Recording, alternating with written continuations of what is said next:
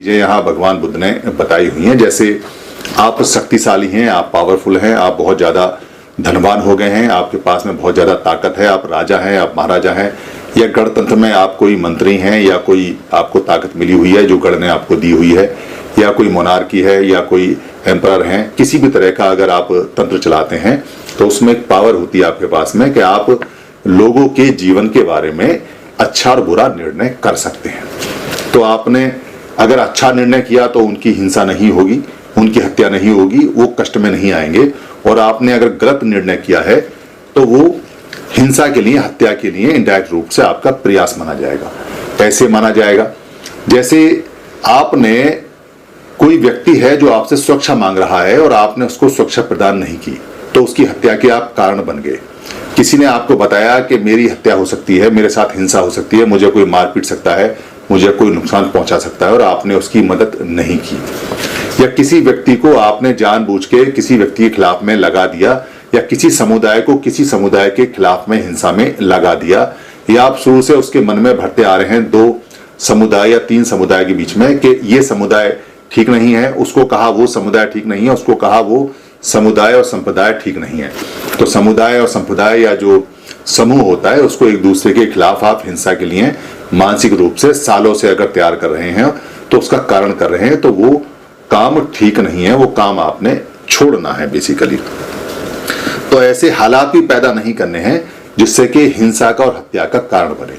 क्या हालात होते हैं? जैसे भूखमरी या बीमारी को आपने सही तरीके से नहीं हैंडल किया, या आपने बेरोजगारी बढ़ा दी, या आपने जो उनका शोषण किया या अत्याचार किया, या कुछ लोगों के पास आपने सारे संसाधन खाना पीना दे दिया, बाकी लोगों को नहीं दिया, या उनकी शिक्षा आपने छीन ली, या आपने उनको बुरी तरह से प्रताड़ित किया, या उनकी बात नहीं सुनी, या उनको न्याय नहीं मिला, या उनको रोजगार नहीं मिला, या उनको इज्जत नहीं मिली, या मान सम्मान नहीं मिला।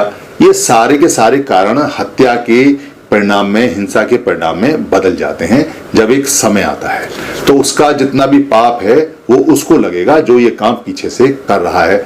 जो सामने वाले हैं उनको तो लगेगा ही लगेगा, जो पीछे से करवाने वाले हैं बुद्ध के सिद्धांत के अनुसार उनके बच्चे भी लूले लंगड़े और काणे भेड़े और टेढ़े मेढ़े और राक्षस प्रवृत्ति के, राक्षस का मतलब तो वैसे रक्षा होता है मगर आज की भाषा में कहें तो बुरी प्रवृत्ति के पैदा होते हैं, ये पाप की प्रवृत्ति के पैदा होते हैं। वो नशे पते जुए शराब में लग जाते हैं, उनका मन भी वैसा ही होता है। ये नियम भगवान बुद्ध ने कई बार इसको बिल्कुल बताया। इसको कर्म सिद्धांत बोलते हैं, कर्म का सिद्धांत बोलते हैं। जैसा कर्म वैसा बीज, वैसा कर्म फल वैसा बीज फल, जैसा कर्म वैसा वृक्ष, और जैसा वृक्ष वैसा फिर आगे फल।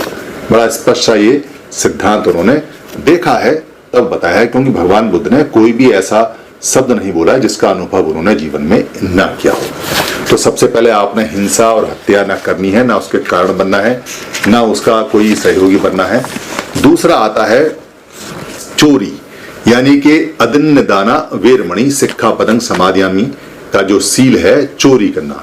तो चोरी करना भी और चोरी करने के हालात भी पैदा नहीं करने हैं। यानी कि आप अगर शक्तिशाली हैं तो ऐसा नहीं करना है कि सामने वाला मजबूर हो जाए चोरी करने के लिए आपके कारण से, और आपको चोरी नहीं करनी है।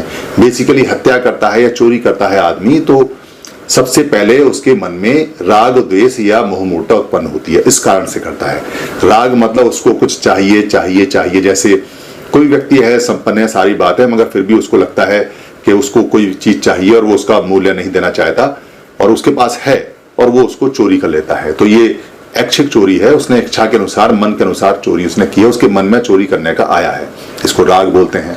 दूसरा किसी ईर्ष्या के कारण है, जैसे किसी का नुकसान पहुंचाना है, किसी की दुकान पे अच्छा सामान बिकता है, किसी के घर में कोई बढ़िया साइकिल खड़ी हुई है, स्कूटर खड़ा हुआ है, या किसी का ऑफिस में कोई अच्छा पेन या पेंसिल है, या किसी की दुकान पे कोई सामान अच्छा रखा हुआ है, या कहीं कोई आदमी काम कर रहा है, कोई उसका औजार बड़ा अच्छा है, या किसी मिस्त्री की दुकान पे किसी का पेचकस या प्लास बड़ा अच्छा है, या किसी कहीं छोटी मोटी दुकान पे कोई सामान है जिस पे आपका मन आ गया, तो आपका द्वेष पैदा हो गया कि इसके पास क्यों है, मेरे पास होना चाहिए, इसके पास नहीं होना चाहिए, चाहे कुछ भी हो जाए।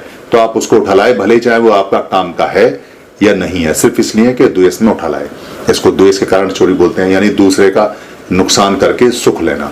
एक होता है मोह मूर्ता। मोह का मतलब है मूर्खता, और मूर्ता का मतलब भी मूर्खता होता है बाद के समय। यानी कि आप मूर्ता पागलपन में बिना किसी समझ के आप किसी का सामान उठा लाए जस्ट फॉर एंजॉय, यानी कि बस मजे के लिए, कि थोड़ा हमें मजा आ गया, वो परेशान हुआ, आपका उस सामान से कोई लेना देना है या नहीं है वो अलग बात है, तो मोह मूर्ता करंट चोरी करता है।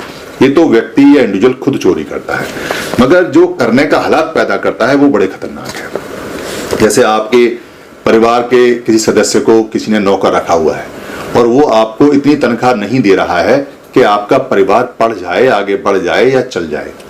तो अगर आपके परिवार को सफिशिएंट खाना या सफिशिएंट पानी या सफिशिएंट भोजन या सफिशिएंट पढ़ाई लिखाई दवाई वगैरह रहना बिजली पानी नहीं मिलेगा तो बच्चे तो इसको मांगेंगे और आप भी चाहेंगे कि वो मिले, मगर जो आपका एम्प्लॉयर है वो आपको पैसा नहीं दे रहा है, तो ऐसे में आप क्या करेंगे, अपने एम्प्लॉयर के, अपने रोजगार देने वाले के, अपने काम देने वाले के, जिसके यहाँ आप नौकरी करते हैं उसके यहाँ चोरी करना शुरू कर देंगे। बेसिकली वो आपको मजबूर कर रहा है। तो